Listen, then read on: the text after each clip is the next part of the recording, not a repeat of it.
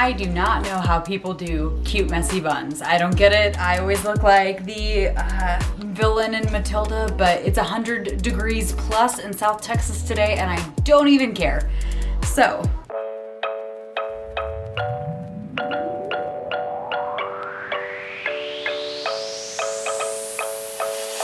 howdy, I'm Shannon and this is the Wanderluster, and today I'm going to be recording a personal vlog because I was recently diagnosed with an autoimmune disorder known as Hashimoto Thyroiditis, and some of my friends and family have had questions about it, so I figured I would get comfy in the comfort of my bed with my comfy shirt on and talk a little bit about it because it may be helpful for you. I know after I got my diagnosis of an autoimmune disorder, I kind of went on a YouTube binge to find out as much as I could about what it meant to have a thyroid problem like I have.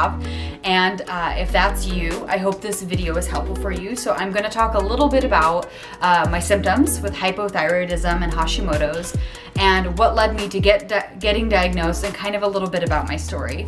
So taking a step back, I've had problems with my thyroid without realizing it for years and years and years, and I was unaware of a family history, which I think I've pretty much sorted out now that my grandmother probably has it, and my mother, who passed away a few years ago, had it as well.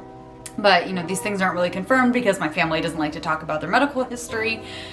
Whatever, it's fine, you know.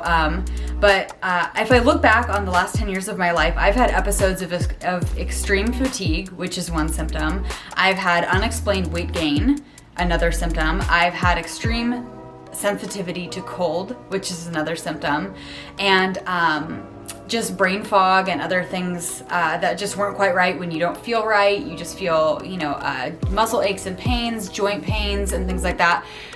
Essentially what I experienced was almost feeling like you're coming down with the flu, but you don't actually get sick. And usually these types of episodes would happen around the time that I had extreme stress. So years ago when I was in graduate school in Chicago and I had, you know, finals coming up, or somebody was coming into town, or I was moving or something like that, I would get really sick afterwards, thinking I might have the flu. So just feeling really run down and tired, muscle aches and joint pains, just achy and cold, just really freezing all the time.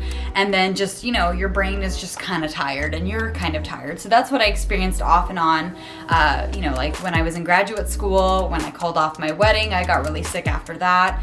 And then this year, how this all came to a head was that I was having some problems at work and in my personal life, and I actually had to fly back to Chicago, we're now in Texas, for a wedding, and I had just kind of come off a mountain of stress and thought, man, I'm so excited for this wedding weekend to see my friend getting married, and I couldn't rally at all whatsoever. It was bonkers. I was so exhausted the entire freaking weekend. I must have had like 30 cups of coffee, and I literally was just on the floor all the time because I was so freaking tired.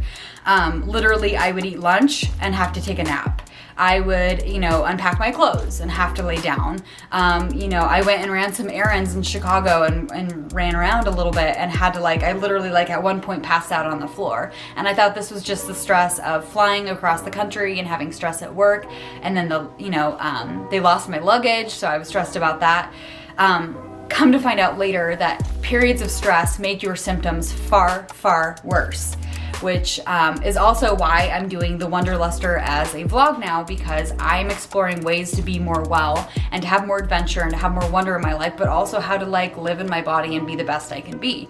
But so this kind of came to a head in Chicago, and my boyfriend's mom thought that I should get my thyroid tested because I was just I just couldn't function. And so I actually, when I got back, I went to my doctor and said, dude, I'm really tired. I shouldn't be this tired. And I know I've talked to some other people who have an autoimmune disorder, and frequently they're told, oh, well, you're just getting older, or yeah, everyone gets tired, or oh, you're just stressed. And doctors have a tendency not to believe you. Luckily, my doctor did, and she tested for a variety of things, including random things, or even STDs. I was like, I don't have anything, but she's like, I'm just gonna test you anyway to make sure nothing's surprising. And I got a clean bill of health on everything, and eventually my thyroid levels came back. Luckily, she was, savvy enough to test my thyroid, and sure enough, my numbers were completely out of whack, out of the normal range. I'll put information below as to what they were, because being fully transparent, I'm still really new to this, and I don't really know what the numbers mean and all the terms yet. But essentially, she diagnosed me with Hashimoto's thyroiditis, and also the hypothyroidism. So it's been about a month and some change, and my doctor recommended that I do not go on any thyroid replacement medications, because once you do that, it eventually kind of kills off any remaining thyroid production you currently have. And so I'm in kind of a holding pattern of watching my symptoms. I have a app that I use that tracks your period, but I also track like my symptoms of like the days that I'm really tired, the days that I have really bad brain fog, the days that I feel achy and my joints ache, or I'm just, not feeling quite right.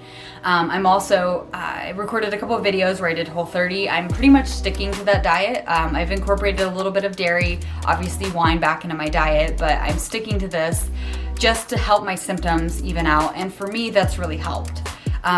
Eventually we will get to a point where I need to be on a thyroid replacement medication, but I found that with a couple of tweaks that I've made to my diet and eliminating gluten and eliminating dairy and added sugar, it's helped my energy levels from going crazy, which has been good. I have to be very conscious of my stress levels now, which is, it's like impossible. And I also try to just slow down and be aware that like sometimes I just can't function the way I'd want to function. So that's essentially where we're at right now. I'm in a holding pattern. I don't have any thyroid replacement medications, but I'm just doing whatever self-care I can now until I can meet with a specialist in a couple weeks. I have an appointment, and we're going to be on this journey to figure out how we can work with my thyroid condition and my autoimmune disorder.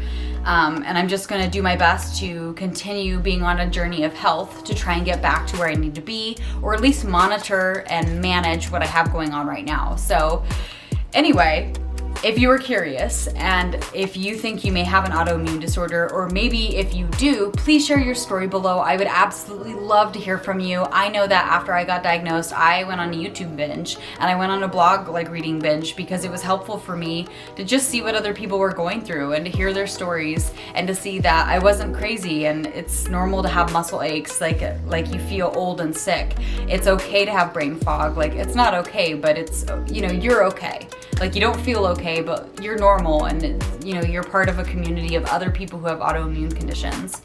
So I really would love to connect with you. Please leave a comment below if you think you might have a thyroid issue, or if you know you do, or if you have any sort of autoimmune disorder. I would just love to hear from you.